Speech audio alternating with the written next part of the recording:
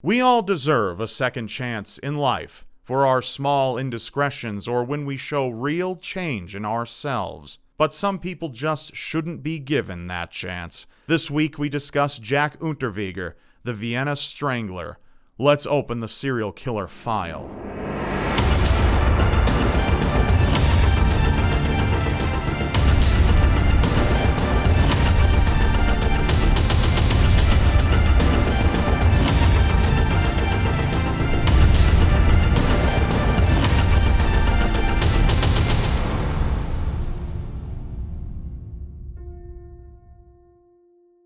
Johannes Jack Unterweger was born August 16, 1950 in the province of Styria, Austria, to a single mother, Teresa Unterweger. Teresa left home in her late teens to work as a barmaid and waitress and was a petty criminal, committing theft and fraud, but was also, purportedly, a prostitute. She met an American soldier in Trieste, Italy, and became pregnant soon after. For much of her pregnancy, she was jailed for fraud, but was released and returned to Graz, Austria, to give birth to Jack. Jack spent much of his childhood in the care of his maternal grandfather after his mother was arrested in 1953. He claimed they lived in poverty, and his grandfather was an abusive alcoholic who introduced him to drinking at a very young age. Surrounded by the seedy underbelly of Austrian society, he was raised around prostitutes and pimps, eventually adopting the lifestyle, acting as a pimp to a local prostitute. Likely due to the abandonment by his mother, he developed a hatred of women and a penchant for violence. Jack assaulted a prostitute at the age of 16 and was arrested, and later accumulated over 16 more convictions into early childhood, mainly for petty crime and sexual assaults. But his first murder, committed when he was 24 years old, set the precedent for what was to come. In 1974, Jack was in a relationship with a prostitute, Barbara Scholz, and while out driving, he spotted a friend of hers, an 18-year-old German woman named Margaret Schaefer. According to testimony by Barbara, the pair picked her up after robbing Margaret's parents' house and drove her to an isolated location. When she refused to have sex with him, he struck her in the head and strangled her to death with the strap of her own bra, abandoning her body in the woods. Jack confessed to seeing his mother's face in Margaret's and said he simply snapped. He was arrested and convicted for the crime in 1976 and was sentenced to life in prison. The forensic psychologist who examined him at his trial declared him a sexually sadistic psychopath with narcissistic and histrionic tendencies and believed he was a severe danger to society. However, in prison, Jack flourished.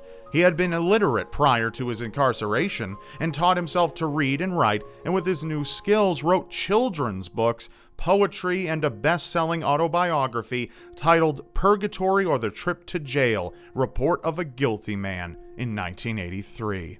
His accomplishments and good behavior earned him the esteem of the literary community in Austria, who saw him as a reformed man and sought to have him pardoned in 1985.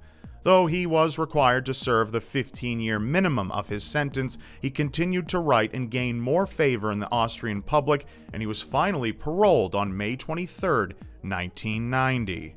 Jack became a media celebrity, appearing on television shows, working for magazines, and reporting for public broadcaster ORF, working on crime stories. Outwardly, he maintained the appearance of a 40-year-old wealthy, intellectual bachelor surrounded by beautiful young women. But little did the public know that beneath the surface lay a monster in hiding. Bodies of prostitutes began turning up in Vienna shortly after Jack's release. On September 15, 1990, the body of 30-year-old Blanka Bakova was found by Vltava River in Prague, Czechoslovakia. She was nude except for her wedding ring and socks. A few weeks after Blanka's body was found, 39-year-old Brunhilde Masser, a well-known prostitute in the area, was reported missing. In December, Heidi Marie Hammerer, a local prostitute, went missing, and her body was found near Graz on New Year's Eve. 5 days later, the decomposing body of Brunhilde Masser was found near Bregenz, Austria. All three women were poorly concealed by leaves and branches, partially nude, and were strangled using an intricate slip knot. Police faced difficulty in handling the cases. Prostitution was legal in Austria. No witnesses came forward, and little physical evidence could be tied to a particular person. The only clues were several unidentifiable red fibers found on Heidi Marie's clothing. On March 7, 1991, another prostitute by the name of Elfriede Schrempf disappeared from the same area as Brunhilde. On October 5th that same year, her skeletal remains were found, convincing the authorities that they had a serial killer on the loose. Within the span of a month, 4 more prostitutes would disappear from Penzing, Vienna. As for Jack Unterweger, his career was only growing. In June of 1991, Jack flew to Los Angeles, California to write for an Austrian magazine about the differences in attitude towards prostitution between the United States and Austria. There, he participated in ride-alongs with police under the guise of research, all while committing more crimes. The bodies of 21-year-old Shannon Exley, 33-year-old Irene Rodriguez, and 26-year-old Sherry Long were found in the area within the span of a month. All 3 women were involved in prostitution and had been beaten, sexually assaulted, and strangled with a piece of their clothing, which had knots identical to the ones used in the Austrian murders. Jack was not on the police's radar until 70-year-old retired investigator August Schenner noted the similarities between Jack's first homicide and the recent local killings. Police now had to investigate a man who, by all appearances, was a well-adjusted former criminal turned celebrity writer. Looking through his credit card and car rental records, police linked Jack to the victims at the time each disappeared. Witnesses reported seeing a man wearing a leather jacket and red scarf with 2 of the victims just before they went missing. After obtaining warrants, police searched Jack's apartment in Vienna and his car and found the red scarf that matched the fibers found on Heidi Marie Hammerer. DNA evidence connected him to the murder of Blanka Bokova and the Los Angeles murders.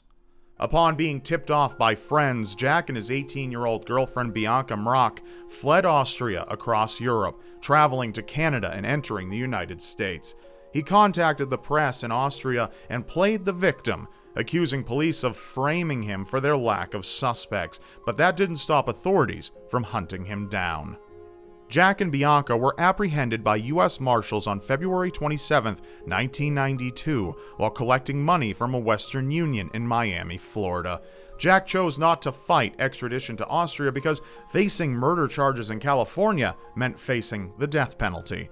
He returned to Austria 4 months later, and not long after, the bodies of 4 prostitutes turned up. Sabine Moitzi was found in a wooded area just outside of Vienna on May 20, 1992, followed by the body of Karen Aroglu 3 days later. The remains of Sylvia Zagler and Regina Prem were never found, but it is believed Jack killed them in April of 1991 and dumped their bodies near Graz. In June 1994, in the trial of the century, as it was called, Jack was tried for 11 counts of murder. Throughout the proceedings, he attempted to manipulate and charm the jury into buying his innocence, but he was very much unsuccessful. He was found guilty for 9 counts of murder on June 28, 1994, and was sentenced to life in prison. The next night, Jack hanged himself in his prison cell, where he died. In total, Jack Unterweger was attributed to the deaths of 12 women, including that of Marcia Horvath, whom he was accused of killing but never tried for. Because Jack had not exhausted his appeals, Austrian law does not sustain his conviction after his death, so the law may technically consider him innocent, but his infamous legacy as a serial killer proves otherwise. Thank you for watching. Please be sure to check out my Patreon, linked below, to help keep YouTube creepy. If you'd consider even pledging $1, that would be an incredible help. Thank you for your consideration. And now be sure to check out another one of my videos, and of course subscribe to my channel, because you won't want to miss what's next. And I'll see you next time.